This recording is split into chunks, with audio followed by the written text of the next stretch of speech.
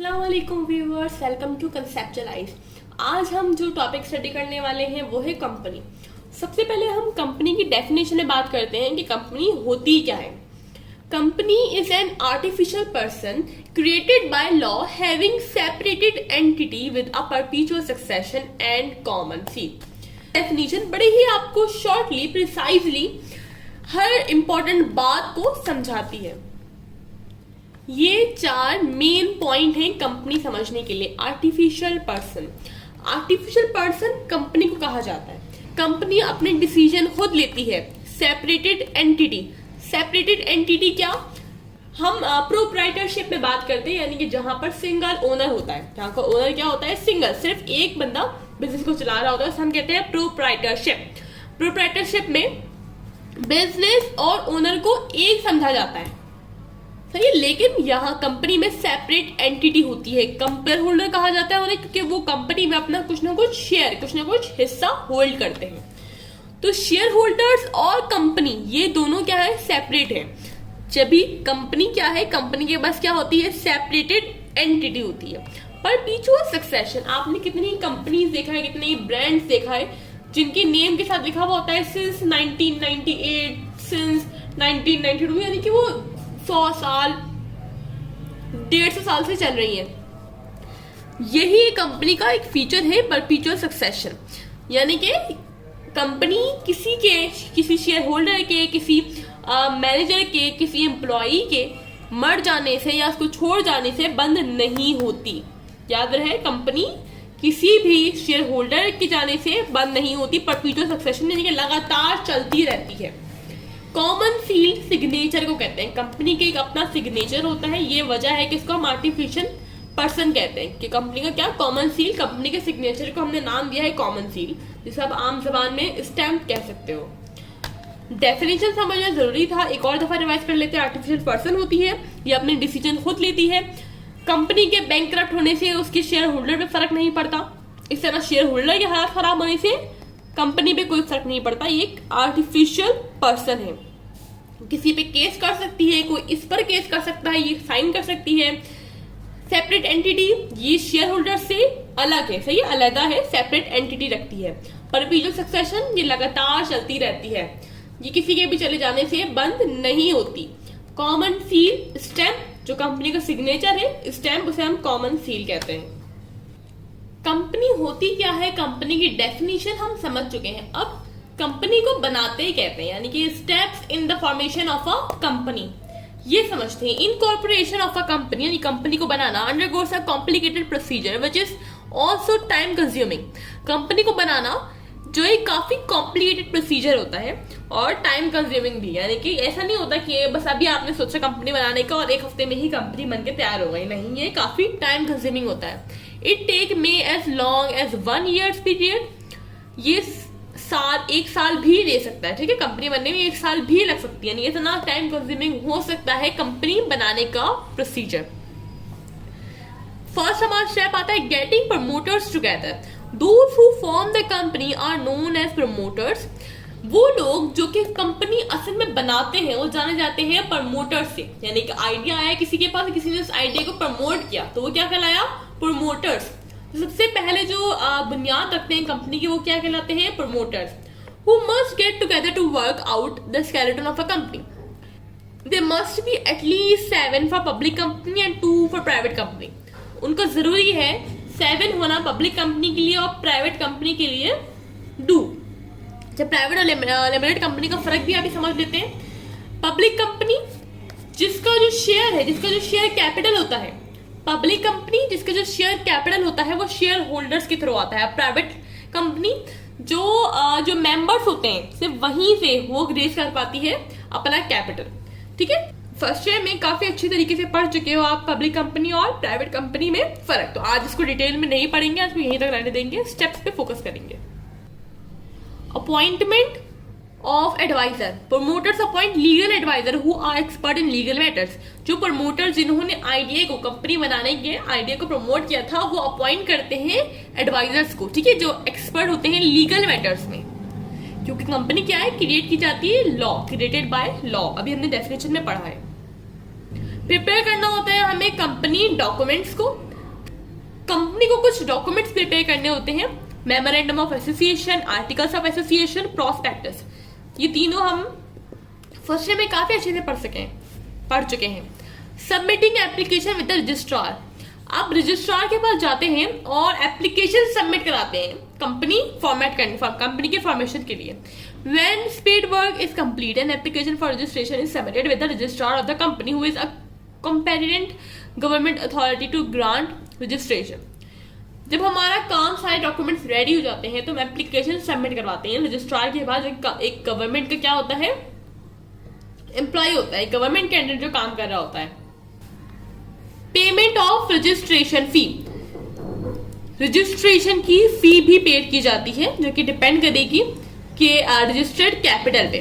Printing share certificates, share certificates को print कराया जाता है। After making an application with the registrar the promoters go to the press for getting share certificate printed.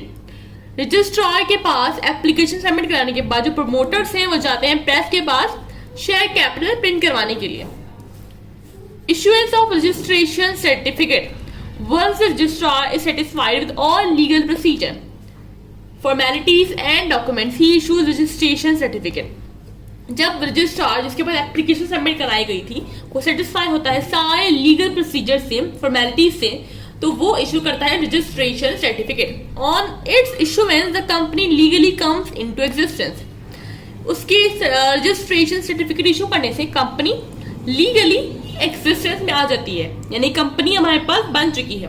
Private company can start its business immediately after the receipt of the registration certificate, private company अपना business start कर सकती है registration certificate मिलने पर। However the public company can not commence its business at this stage, जबकि public company अभी हमारा अपना बिजनेस स्टार्ट नहीं कर सकती।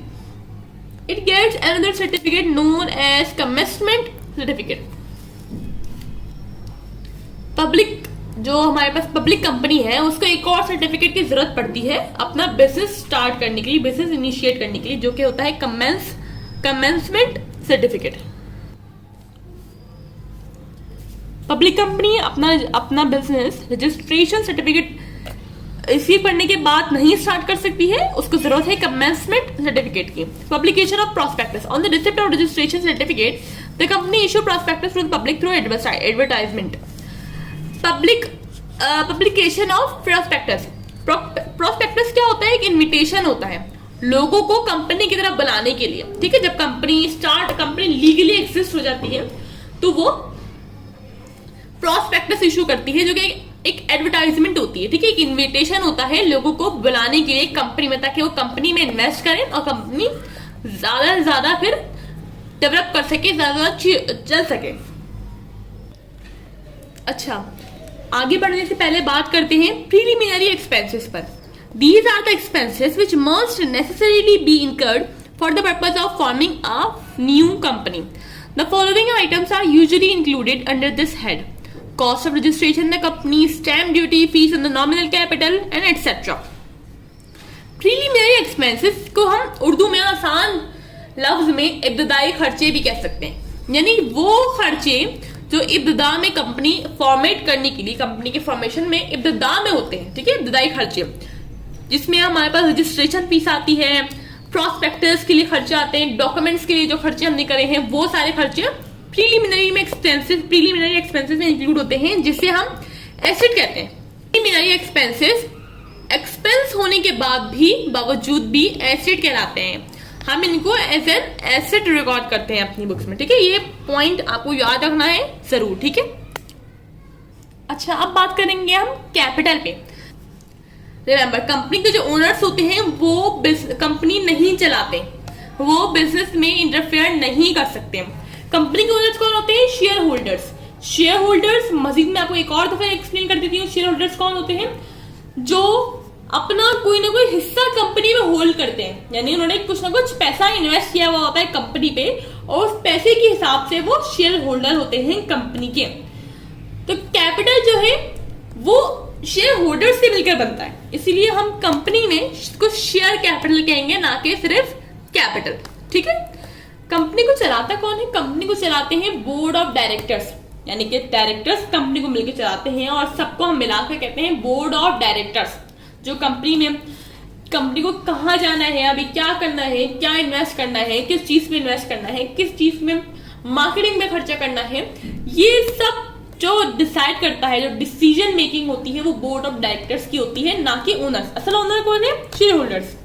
जो एक्चुअल ओनर्स हैं वो शेयर होल्डर्स हैं। स्टिल वो किसी भी डिसीजन में अपना कोई भी पॉइंट ऑफ व्यू नहीं दे सकते। आप कंपनी में शेयर कैपिटल कहते हैं, कंपनी की कैपिटल को शेयर कैपिटल कहते हैं। इस कैपिटल के भी 3 हमारे पास टाइप्स कह सकते हैं हम। तो फर्स्ट टाइप पढ़ते हैं जो कि है ऑथोराइज्ड कैपिटल। ऑथोराइज्ड कैपिटल को सिर्फ एक लाइन में डिफाइन किया गया है, maximum amount a company can issue shares, यानी कि वो अमाउंट जो कि कंपनी इशू कर सकती है ऑथोराइज्ड। ऑथोराइज्ड का मतलब क्या होता है? परमिशन, यानी लॉ से क्या देता है? परमिशन देता है कि इतना अमाउंट आप इशू कर सकती हो शेयर के सूरत में। हम एग्जांपल देते हैं 10 मिलियन। एक कंपनी का जो ऑथोराइज्ड कैपिटल है वो क्या है? 10 मिलियन है, यानी वो 10 मिलियन तक के जो शेयर्स हैं वो इशू कर सकती है। 10 मिलियन अपने कैपिटल करने के लिए वो 10 मिलियन तक के जो शेयर्स हैं वो इशू कर सकती है। 10 मिलियन क्या हुआ? उस कंपनी का ऑथोराइज्ड कैपिटल हुआ। शेयर कैपिटल के हेडिंग को सबसे पहले आना था, ये सेकंड नंबर पे आ गई है by mistake. The share of the owners in the company, यानी कंपनी के जो ओनर्स हैं वो इतने पैसों से, इतने जो अमाउंट से क्या है? ओनर्स हैं। शेयर कैपिटल हमारा ये बता रहा होता है। Issued capital, it is the nominal value of shares which are offered to the public for subscription। अच्छा, issued capital वो वैल्यू जो पब्लिक को हमने ऑफर करी है सब्सक्रिप्शन के लिए। ऑथोराइज्ड कैपिटल वो अमाउंट जो कंपनी इशू कर सकती थी। इशूड कैपिटल जितना उसने इशू करा पब्लिक को। अब कम इशू क्यों हुआ? ऑथोराइज्ड कैपिटल से इशू कैपिटल हमेशा कम होगा। ऑथोराइज्ड कैपिटल से इशूड कैपिटल हमेशा कम होगा, क्योंकि ऑथोराइज्ड कैपिटल क्या है? टोटल अमाउंट है जो कि कंपनी इशू कर सकती है, और इशूड कैपिटल वो अमाउंट जो वो इशू कर रही है। अब वो अभी के लिए उसको इतना ही इशू देंगे। 10 मिलियन हमने एग्जांपल ली थी कि 10 मिलियन जो है वो ऑथोराइज्ड कैपिटल है। इशू उसने कितना करा? 5 मिलियन। ठीक है, 10 मिलियन क्या थे? ऑथोराइज्ड कैपिटल थे। इशू उसने करा 5 मिलियन, यानी कि 50 लाख। तो 50 लाख इशूड कैपिटल और ऑथोराइज्ड कैपिटल कितना हुआ? 10 मिलियन। अभी उसको 50 लाख की जरूरत थी, उसने 5 मिलियन के शेयर्स ही इश्यू करे। उससे बाकी का जो ऑथोराइज्ड कैपिटल था वो बाद के लिए संभाल के रख दिया कि भाई बाद में भी जरूरत पड़ सकती है कंपनी को, तो जब जाके शेयर इश्यू करेंगे। भाई ये एग्जाम्पल लिए हमने ऑथोराइज्ड कैपिटल और इशूड कैपिटल के दरमियान फर्क करने के लिए। देखो भाई, ये इतनी बड़ी बोतल थी, इसमें जूस कितना है? आधे से भी कम। नजर आ रहा है आपको? आधे से भी कम जूस है। क्या मैं इतना ही जूस भर सकती थी इस बोतल में? नहीं भाई, यहां तक भर सकती थी। यानी ये जो बोतल है ये क्या है? ऑथोराइज्ड है। ऑथोराइज्ड कैपिटल एग्जाम्पल ले लो बोतल की, जितना इसके अंदर जूस है वो क्या हुआ? Issued capital. यानी कि फिलहाल मैंने इतना ही जूस भरा है, मैं इतना भी भर सकती हूँ। ठीक है, अभी मैंने इतना भरा है, लेकिन कितना मेरे पास गुंजाइश है, कितनी मेरे पास है अथॉरिटी है जूस भरने की? यहां तक। ये बड़ी सिंपल सी एक बेसिक एग्जांपल है, कभी किसी को दे मत दिएगा। ठीक, जूस में इतना ही था, मैं बाकी पी गई। तो ये जो जूस है ये इशूड कैपिटल है, यानी कितने उसने अभी शेयर्स इशू करे। इशू कितने कर सकता था? पूरी यहां तक इशू किया जा सकता था, यानी कि जूस यहां तक भरा जा सकता था। इस तरह इशू शेयर जो है वो यहां तक इशू करा जा सकते थे। यानी ये क्या हुआ? ऑथोराइज्ड कैपिटल हुआ। यहां तक हमारे पास ऑथोराइज्ड कैपिटल था। ऑथोराइज्ड कैपिटल और इशूड कैपिटल के दरमियान जो फर्क है, जो डिफरेंस है, वो आपको समझ में आया होगा इस स्लाइस जूस की बोतल के जरिए। आज के लिए इतनी ही वीडियो थी, बाकी की चीजें हम नेक्स्ट वीडियो में समझेंगे। डेफिनेशन में बात करते हैं। आर्टिफिशियल पर्सन, कंपनी क्या है? एक आर्टिफिशियल पर्सन है, क्योंकि क्रिएट की गई है वो लॉ से। वो अपने काम खुद कर सकती है, किसी भी केस कर सकती है, कोई कंपनी भी केस कर सकता है, बैंक करप्ट हो सकती है, तो उसकी उसको आर्टिफिशियल पर्सन कहा गया। सेपरेट एंटिटी लगती है, यानी शेयर होल्डर्स के मर जाने से या उनको कुछ हो जाने से कंपनी को कोई फर्क नहीं पड़ता। परपेचुअल सक्सेशन लगातार चलती रहती है, उसकी लाइफ जो होती है वो यानी कि लगातार चलती रहती है, सालों सदियों, इनकी सदी से जो कंपनी है वो चलती आ रही है। कॉमन सील, कंपनी के सिग्नेचर को हम कॉमन सील कहते हैं। कैपिटल, ऑथोराइज्ड कैपिटल उतना अमाउंट कैपिटल का जितना एक कंपनी इशू कर सकती है, इससे ज्यादा नहीं हो सकता। शेयर कैपिटल जो ओनर्स हैं कंपनी में वो क्या है, शेयर होल्डर्स हैं, तो उनका पैसा क्या कहलाएगा, शेयर कैपिटल। इशूड कैपिटल उतना जितना हमने ऑथराइज कैपिटल में से जितना हमें अभी मुनासिब लगा उतना इशू कर दिया, उसको हमने क्या कह दिया, इशूड कैपिटल कह दिया। मजीद समझेंगे शेयर्स क्या होते हैं, इशुएंस ऑफ शेयर्स के बारे में बात करेंगे, तो नेक्स्ट वीडियो जरूर देखिएगा। जब तक के लिए अल्लाह हाफिज।